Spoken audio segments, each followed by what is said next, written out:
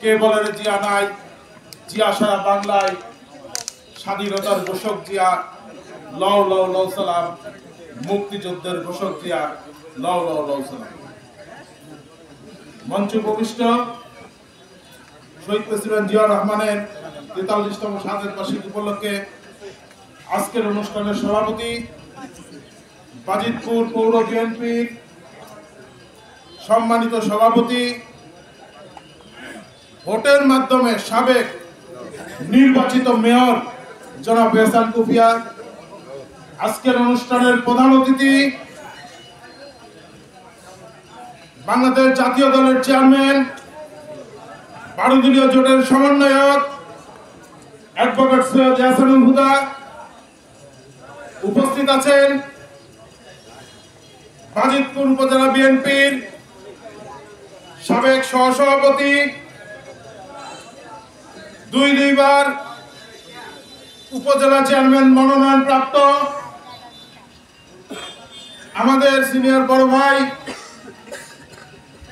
জনাব কাইম খান হেলাল, উপস্থিত আছেন যুগ্ম আহ্বায়ক জনাব বদরুল আলম শিপু, সদস্য জেলা বিএনপি, উপস্থিত আছেন অ্যাডভোকেট কাজী মঞ্জুরুল হক রতন, সাবেক যুগ্ম আহ্বায়ক মীর মাসুদ রানা সহ সঞ্চালনায় বাজিতপুরের সাবেক তুকর ছাত্রনেতা, যার কাছ থেকে আজও ছাত্র রাজনীতি শিকার, বিএনপির রাজনীতি শিকার একজন প্রধান কারিগর, সাবেক কারা নির্যাতিত ছাত্রনেতা, পৌর বিএনপির নির্বাচিত সাধারণ সম্পাদক জনাব জসিম মাহমুদ ভাই সহ বাজিতপুর উপজেলা যুবদল, স্বেচ্ছাসেবক দল, পৌর উপজেলা যুবদল, স্বেচ্ছাসেবক দল সহ বিভিন্ন অঙ্গ সংগঠনের নেতৃবৃন্দ, আসসালামু আলাইকুম। বন্ধুরা আমার,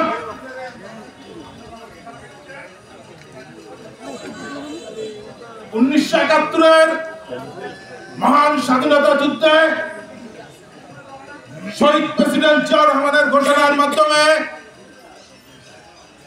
যুদ্ধ শুরু হওয়ার পরে দীর্ঘ 9 মাস যুদ্ধের পরে স্বাধীন দেশ গঠন করার পরে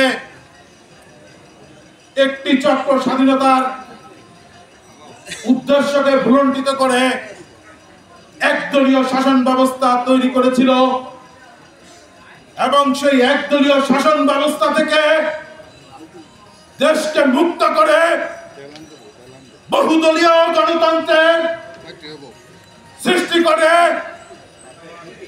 আজকের এই বাংলাদেশ জাতীয়তাবাদী দল বিএনপির প্রতিষ্ঠাতা চেয়ারম্যান সাবেক প্রেসিডেন্ট মরহুম জিয়াউর রহমান সাহেব,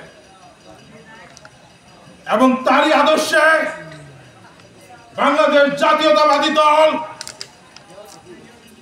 গণতান্ত্রিক উপায়ে বহুদলীয় গণতন্ত্রের বিশ্বাসে, স্বনির্ভর বাংলাদেশের বিশ্বাসে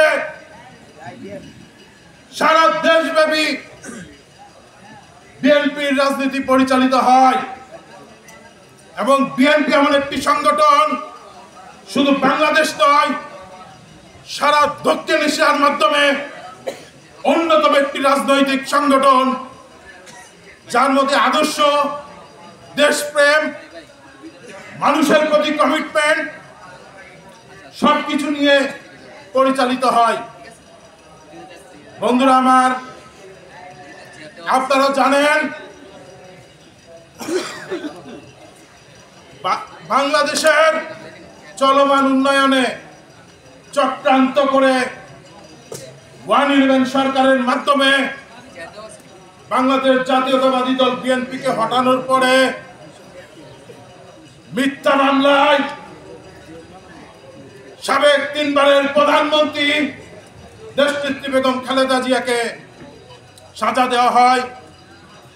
বিএনপির ভারপ্রাপ্ত চেয়ারম্যান তারুণ্যের অহংকার জনাব তারেক রহমানকে সাজা দেওয়া হয়, অসংখ্য নেতা কর্মীকে খুন করে হত্যা করে গুম করা হয়েছে, জেল জুলুমে নির্যাতন করা হয়েছে এবং সারা বাংলাদেশের প্রেক্ষাপটে অনুরূপ নির্যাতন, জেল জুলুম, মামলা হামলা এই বাজিতপুর উপজেলায়ও চলমান ছিল।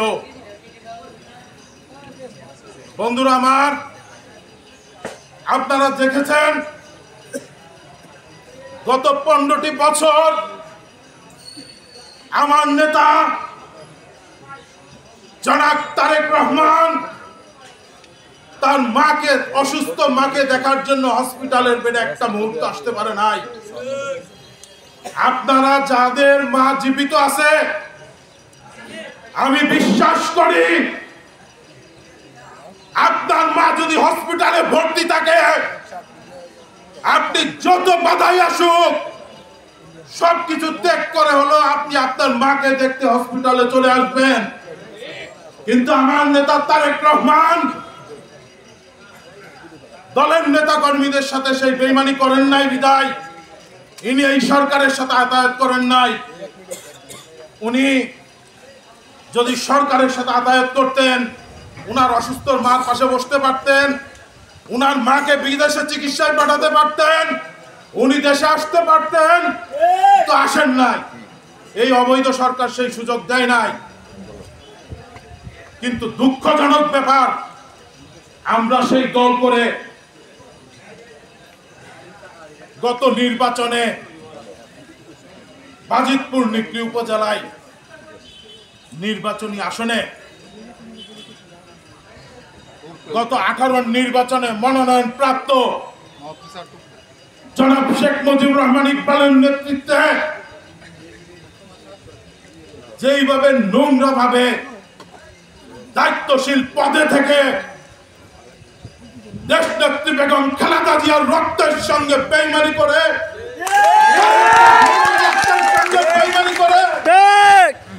অসংখ্য নেতা কর্মীর যারা মামলা হামলাকে নির্যাতিত, জেল জুলুমে নির্যাতিত, যারা নির্বাচনে সময় রাতে এক বিন্দু পরিমাণ বাড়িতে ঘুমাতে পারে নাই, নেতা কর্মীদের সাথে বেইমানি করে একটি স্বতন্ত্র প্রার্থীর পক্ষে নির্বাচন করেছে।